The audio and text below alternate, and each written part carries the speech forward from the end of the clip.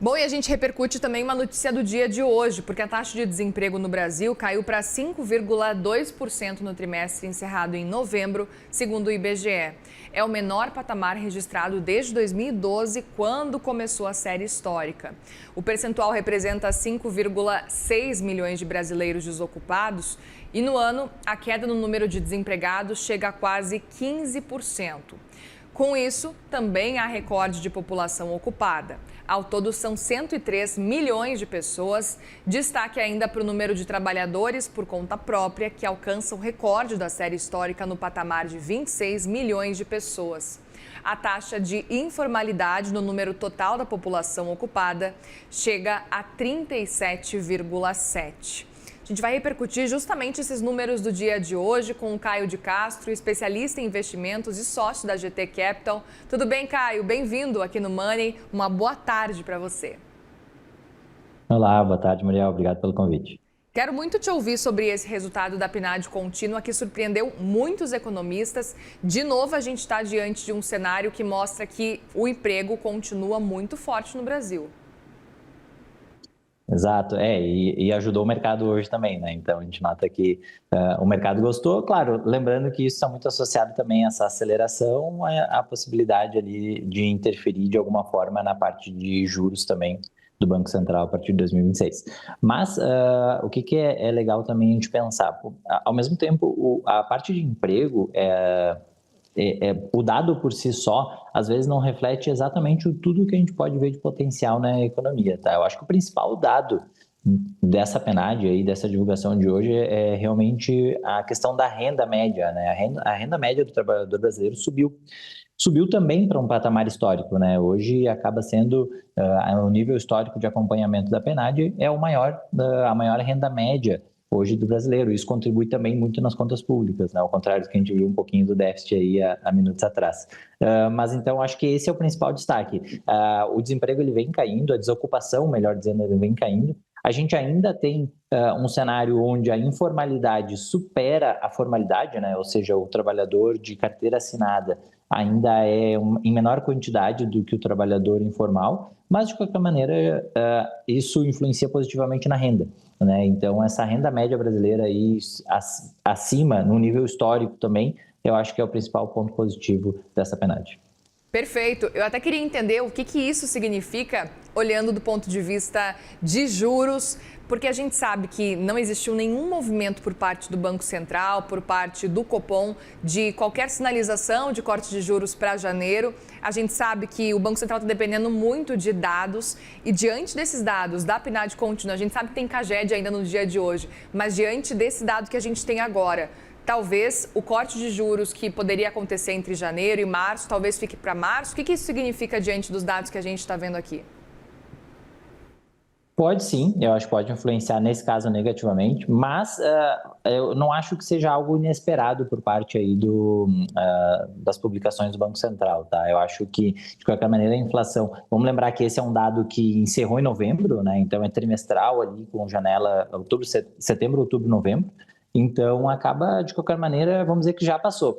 E o próprio IPCA 15 veio abaixo, né? Continuou indicando uma redução da inflação, inclusive trazendo o IPCA 15 para dentro da banda ali, da meta do Banco Central. Então, eu acredito que não vai influenciar negativamente dentro da decisão do Banco Central de reduzir a taxa de juros, seja em março, vamos botar uma data, eu acho que é um pouco de otimismo realmente falar em janeiro, mas em março talvez seja uma boa data, mas eu acho que não vai influenciar negativamente justamente porque é um dado que a gente já tem dados de inflação mais recentes, digamos assim, do que esse dado da PNAD aí atualizada. E por mais que essa renda média tenha subido, a gente também tem notícias, eu acho que isso vale também realmente para quem analisa os dados com mais dedicação lá dentro do Banco Central, mas vale também lembrar que eu acho que existe um sentimento da população, uma educação financeira de querer guardar um pouco mais, de investir um pouco mais. Essa taxa de juros também ela atrai, né? A gente tem hoje vários gatilhos, digamos assim, que favorecem a poupança. Então, acaba que a inflação não teria um resultado não impactaria tanto na inflação. Mas, de qualquer maneira, os dados de janeiro vão ser muito importantes, né? Até para a gente analisar o consumo, lembrando que dezembro é um mês onde o consumo aumenta muito, né? E a gente sabe nos nossos próprios gastos pessoais, aí é Natal, é viagem, é férias, então são momentos onde aumenta realmente o consumo. Então, acho que qualquer dado realmente que vá impactar na decisão do Banco Central vai ser a partir de fevereiro. Por isso que também eu não acredito numa redução na taxa de juros em janeiro. Agora, Caio, é muito interessante porque a gente percebe essa diferença. A gente vê o mercado comemorando ao mesmo tempo esse resultado super importante de uma taxa de desemprego muito abaixo, um número de pessoas ocupadas também muito relevante na comparação com a série histórica, mas ao mesmo tempo a gente tem esse cenário de preocupação de que, olha, talvez com esse resultado a gente não tenha uma taxa de juros caindo tão cedo porque pode preocupar com relação à inflação. Então, tem esses dois lados, né? E é importante tentar equilibrar isso. Eu queria entender um pouco desse ponto de vista e como é que você enxerga esse cenário. Agora, desse ponto de vista, o quanto que isso pode representar para a inflação como um todo? Para a inflação, eu acho que dando um passo atrás, vamos entender a reação do mercado. Talvez a declaração ali com relação ao déficit fiscal, entender que o governo tem sim a meta de cumprir o déficit zero, né, mais ou menos zero, né, levando aquela banda de 0,25 ali como bem à risca, digamos assim, na conta final, mas ali eu acho que já indica também uma possibilidade de redução de taxa de juros. Querendo ou não, hoje a taxa de juros alta, ela está muito impactada também por esse risco fiscal que o Brasil vem carregando. Tá? Tanto que o dólar está caindo hoje, né? Então acho que isso reflete muito mais essa informação do que exatamente a PNAD. A PNAD, a melhorar o consumo interno, ele também é positivo quando a gente olha para o lado das empresas domésticas, né? As empresas brasileiras que têm o core do seu negócio dentro do Brasil. Querendo ou não, isso é positivo. Quando a gente analisa também ali essa questão da ocupação, enquanto mais pessoas com carteira assinada, significa que as empresas também estão mais fortes, né? Essas empresas de médio, grande porte também estão mais fortes. Apesar de esse aumento na parte de carteira assinada, vamos chamar assim, de formalidade, está muito ainda voltado na parte pública, né? O setor público ainda vem contratando bastante e vem ajudando bastante nesse cálculo. Mas, de qualquer maneira, eu acho que não impacta tanto, pelo menos nesses primeiros dados, ou melhor, nesse fechamento de dados que a gente tem em 2025, eu acho que impacta menos do que o decorrer de 2026. Como isso vai afetar efetivamente 2026, talvez a gente precisa ver os dados tirando assim esses eventos sazonais, né, como férias, como consumo maior ali em dezembro. Eu acho que essa renda média ela tem mais a favorecer a poupança, digamos assim, do que exatamente a desfavorecer, ou seja, aumentar a inflação. Que a inflação ela vem caindo consecutivamente, aí, inclusive a gente vê dados tanto nas projeções quanto também na parte de dados concretizados também.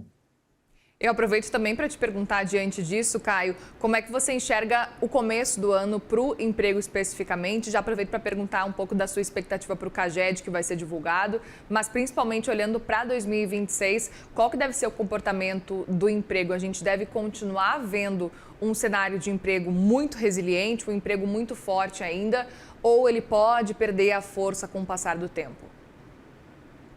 Eu acredito que não, eu acredito que vai continuar assim resiliente, uma vez que aquele dado que eu comentei no início, que é a renda média do brasileiro, e a gente vai lembrar talvez historicamente em outros momentos, tanto fora do Brasil quanto no Brasil, mas principalmente fora, quando o salário começa a subir, é realmente porque a força de trabalho, né, o pleno emprego, ele está acontecendo efetivamente. No Brasil, a gente tem a redução da taxa de desemprego, vamos chamar assim, já há algum tempo. Né, desde a pandemia para cá, só vem caindo a taxa de desemprego. Porém, a renda média não vinha aumentando tão significativamente. Em 2025 isso mudou, aumentou essa renda média do brasileiro, né, do trabalhador brasileiro. Então, isso significa que realmente o mercado de trabalho está com essa competitividade, essa resiliência maior, né? Porque se eu preciso aumentar o salário para manter, digamos assim, ou até para trazer novos trabalhadores, significa que realmente o mercado está resiliente. Então, eu acredito que não vai ter redução nesse número, alguma correção, talvez pelo início do ano, alguma coisa nesse sentido. A gente tem eleições o ano que vem que de certa forma, impacta um pouco no sentimento do empresário, né, no sentimento, digamos assim, da população como um todo, e isso pode sim acabar afetando, mas eu acho que é uma coisa sazonal e que não interfere na resiliência core, digamos assim, do mercado de trabalho. Também aproveito para perguntar como é que vocês da GT Capital estão enxergando o cenário de juros para o ano que vem. Estão prevendo 2, 3 cortes no ano que vem, mesmo com esse cenário de emprego super fortalecido?